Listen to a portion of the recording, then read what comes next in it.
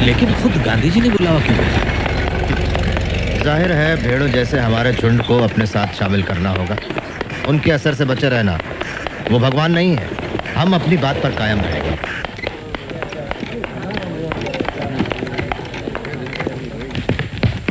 नमस्ते। नमस्ते। बापूजी छत पर हैं। नमस्ते। आइए। नमस्ते। कहाँ तक सीखा चरखा चलाना मेरा बहन? मैं कोशिश कर रही हूँ बापू। गुड। तुम बिल्कुल सही काट रही हो। ध्यान दोगी, लगन के साथ करोगी तो एक दिन तुम निपुण हो जाओगी। बिल्कुल सही। Good good, that is right. Bapuji, doctor Ambedkar आवे आज। हाँ हाँ हाँ, डॉक्टर आंबेडकर, आप मुझसे मिलना चाहते थे? गांधी जी, आपने ही मुझे चिट्ठी भेजकर बुलाया था। हाँ हाँ हाँ, याद आया। पता चला है कि आपको शिकायत है मुझसे और कांग्रेस से। मैं आपको बता दूं, अछूतों की समस्या को लेकर मैं चिंतित रहा हूं मेरे बचपन से। तब आप पैदा भी नहीं हुए थे डॉक्टर अंबेडकर। मेरे प्रयासों से ये बात कांग्रेस के मंच पर भी उठाई गई। और यही नहीं, हमने 20 लाख रुपए भी दिए हैं अछूतों के जीवन सुधार के लिए। आश्चर्य की बात है कि आप जैसा व्यक्ति कैसे विरोध कर सकता है मेरा और कांग्रेस का। असल में कांग्रेस ने इस समस्या को समझने का सिर्फ दिखावा किया है, दांभिकता भरे झूठे और खोखले आश्वासन देकर। आपने कहा कि कांग्रेस ने 20 लाख खर्च किए। मैं कहता हूं कि व्यर्थ खर्च की।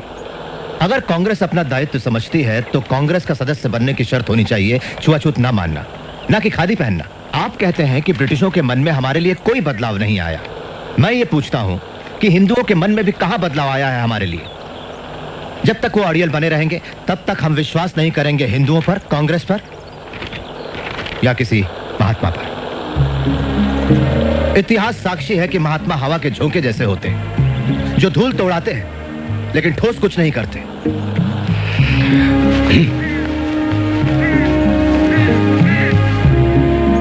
गांधी जी, मेरी कोई मातृभूमि नहीं, लेकिन ये सारा देश आपकी मातृभूमि है डॉक्टर अंबेडकर। और जहां तक राउंड टेबल कॉन्फ्रेंस के बारे में मैंने पढ़ा, उससे यह साबित होता है कि आप एक सच्चे और निष्ठावान देशभक्त हो। इसे मैं अपनी मातृभूमि कैसे कह सकता हूं जहां कुत्ते बिल्लियों जैसा सलूक होता है हमारे साथ? हम लोगों के साथ जो बर्ताव होता है वो इतना असहनीय है कि अगर हम कभी निष्ठावान ना रह पाए तो दोष इस मिट्टी का होगा, ना कि हमारा। कांग्रेसियों ने हमारे आंदोलन का विरोध किया, देशद्रोही कहा, और आप मुझे देशभक्त कह रहे हैं। मेरा मानना है कि मैं अपने लोगों के बुनियादी हकों की रक्षा के लिए लड़ रहा हूं, इस भूमि को बिना कोई नुकसान पहुंचाए। आप मुझे देशद्रोही कहें या देशभक्त, मुझे इसकी कतई परवाह नहीं। तो आपकी हमसे क्या अपेक्षा है डॉक्टर? आपने मुसलमानों और सिखों को राजनीतिक अधिकार देने की बात मान ली, जो कि राजनीतिक और आर्थिक रूप से अछूतों से ज्यादा आत्मनिर्भर है। गोलमेज परिषद ने अछूतों के लिए इसी तरह के राजनीतिक अधिकारों की सिफारिश की है। आपका क्या विचार है? मैं राजनीतिक आधार पर हिंदुओं और अछूतों में बंटवारे के खिलाफ हूँ। यह सरासर आत्मघाती निर्णय होगा। आपके स्पष्ट मत के लिए आभारी हूं। हमें पता चल गया कि इस संघर्ष में हम लोग कहां खड़े हैं। अब मैं इजाजत चाहूंगा गांधी जी।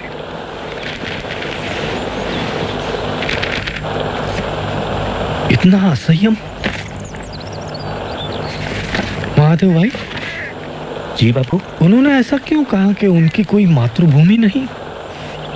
शायद महार होने के नाते ऐसा सोचते हो। डॉक्टर अंबेडकर क्या महार हैं? सारी दुनिया जानती है बापू। सारी दुनिया जानती होगी पर मैं नहीं। मुझे किसी ने क्यों नहीं बताया उनके बारे में?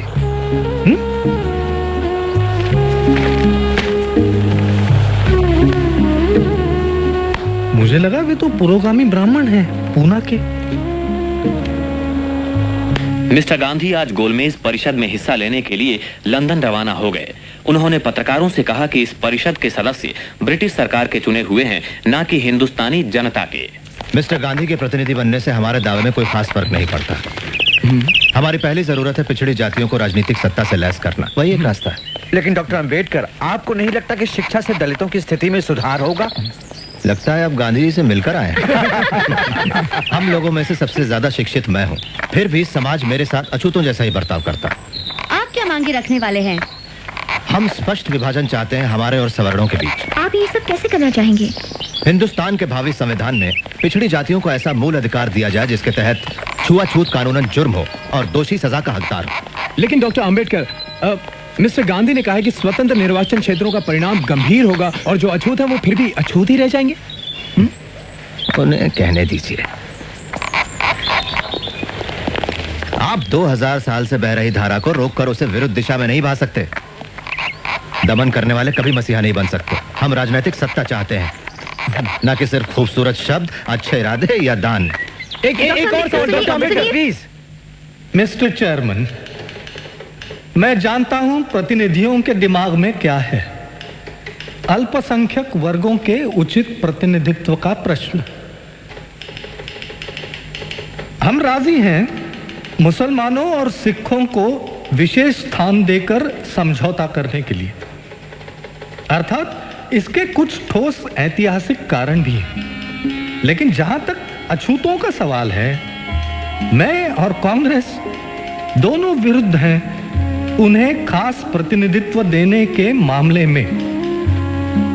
अछूत हिंदू धर्म का ही एक हिस्सा है और उन्हें इससे अलग नहीं किया जा सकता।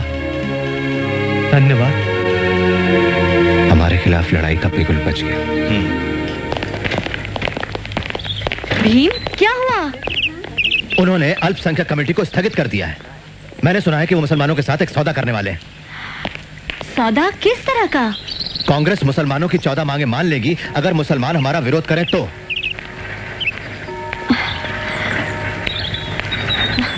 मेरी कुछ समझ में नहीं आता। तुम्हें जरूर कोई गलतफहमी हुई है। वो इतने बड़े संत माने जाते हैं, वो तुम्हारे साथ नाइंसाफी नहीं करेंगे। संत? वो एक मंझे हुए राजनेता है फैनी। कोई रास्ता नहीं बचता तो मिस्टर गांधी फिर षड्यंत्र करते हैं।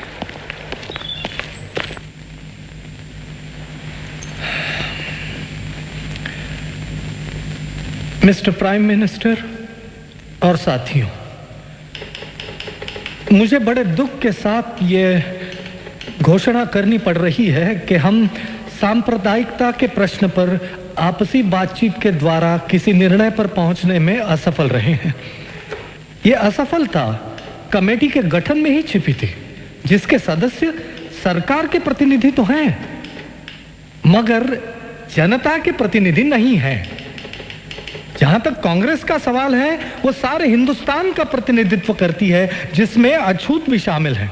और मिस्टर चेयरमैन सर, मुझे इस बात में जरा सा भी शक नहीं है कि अपने समुदाय का पूरी तरह से प्रतिनिधित्व मैं करता हूं, पर महात्मा जी का दावा है कि कांग्रेस मुझसे ज्यादा अछूतों का प्रतिनिधित्व करती है।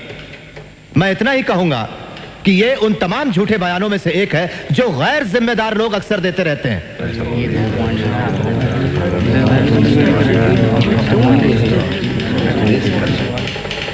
ऐसे टेलीग्राम पिछड़ी जातियों के लोग मेरे पास देश के कोने कोने से भेज रहे हैं। उनका कांग्रेस के आंदोलन पर बिल्कुल भरोसा नहीं है और वे कांग्रेस कार्यकर्ताओं के काम के तरीके का विरोध करते हैं। मैं एक और बात बताना चाहता हूं मिस्टर प्राइम मिनिस्टर, कि अछूत वर्ग हिंदुस्तान में सत्ता परिवर्तन के लिए शोर नहीं मचा रहा है, लेकिन अगर यह हस्तांतरण होता है तो सत्ता सिर्फ कुछ लोगों के हाथों में, विशिष्ट वर्गों में या किसी खास दल के कब्जे में नहीं होनी चाहिए।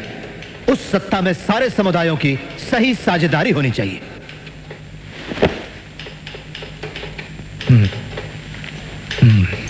मुझे पूरा विश्वास है कि छुआछूत अब बिल्कुल खत्म होने वाली है और स्वतंत्र निर्वाचन क्षेत्र देने से यह कलंक बना रहेगा। मैं हिंदुस्तान के एक कोने से दूसरे कोने तक जाकर यह समझाना चाहूंगा अछूतों को कि छुआछूत हटाने का यह तरीका नहीं है। मेरे लिए तो छुआछूत जिंदा रहने से बेहतर है हिंदू धर्म की मौत।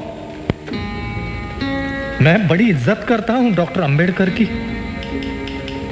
पर ऐसा लगता है कि जिस भयानक अन्याय की चक्की में वे पिस चुके हैं और संभवतः जिन कटु अनुभवों से वे गुजरे हैं, उनके कारण वे गुमराह हो गए हैं।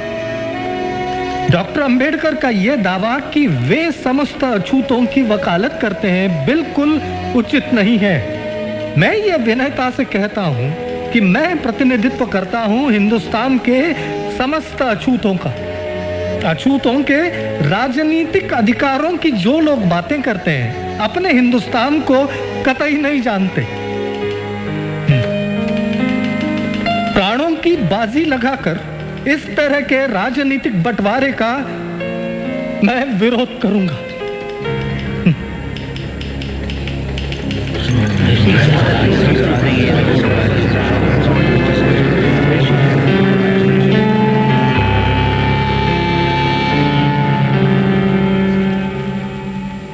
ये सरकार जातियों के आपसी मतभेदों को संविधान बनाने के काम में रुकावट नहीं डालने देगी।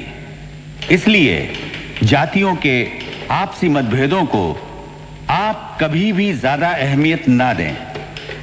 आप लोग, आप में से हर एक, इस कमेटी का हर एक सदस्य जातिगत सवाल को हल करने के लिए अपने हाथों दरखास्त लिखकर क्या मुझे भेजेगा और क्या मेरे फैसले को मानेगा। Thank you.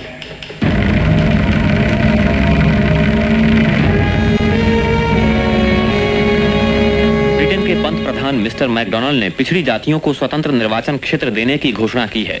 यरोडा जेल में महात्मा गांधी ने कहा कि हिंदुओं का बंटवारा करने वाले इस निर्णय का वे तीव्र विरोध करेंगे।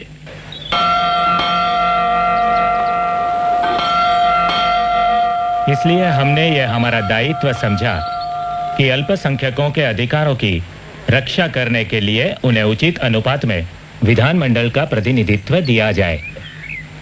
अतः मेरा विचार है मिस्टर गांधी कि आपको मेरा उत्तर यही होना चाहिए कि सरकार का निर्णय अचल है, और गंभीरता से स्वयं अपने आप से ये प्रश्न करें कि आपने जो कदम उठाने का विचार किया है, क्या वो वास्तव में उचित है। आपका परम शुभचिंतक रैमसे मैकडोनाल्ड।